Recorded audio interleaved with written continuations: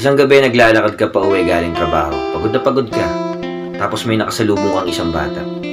Namumukhaan mo yung bata. Hindi mo lang maalala kung saan mo siya nakita.